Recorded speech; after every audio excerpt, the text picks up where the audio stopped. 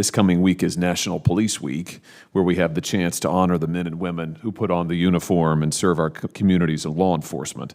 These are the heroes of our small towns and of our big cities. Every day they face emergencies and tragedies, and they sign up to confront the worst of humanity and comfort the victims of unspeakable crimes. These officers do their best to help everybody else, but for many, that means taking those burdens onto themselves, sometimes with tragic consequences.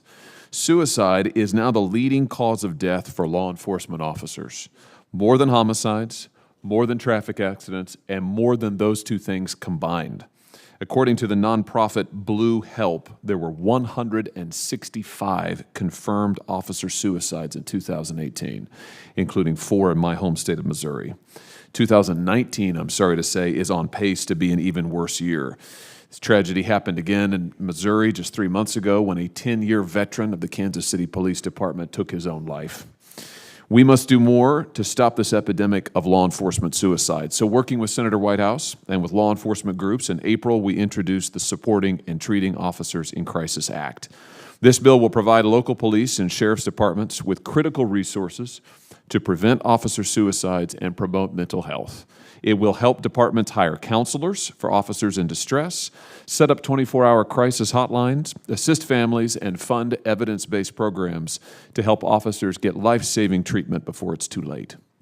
These resources will make an enormous difference in departments that face limited funding and budget shortfalls, often at the cost of our officers' well-being. And it's my belief that this legislation will save lives.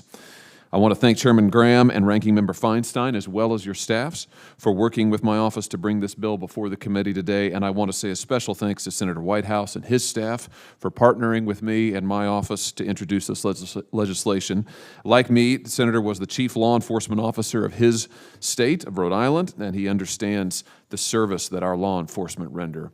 I want to thank all of the bill's 18 other co-sponsors, including a bipartisan majority of this committee: Senators Grassley, Feinstein, Cornyn, Leahy, Tillis, Durbin, Blackburn, Klobuchar, Coons, Blumenthal, and Hirono.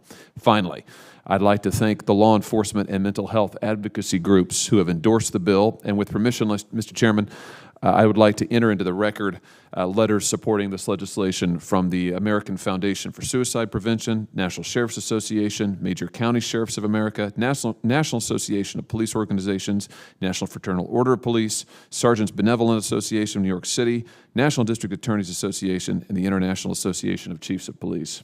Without objection.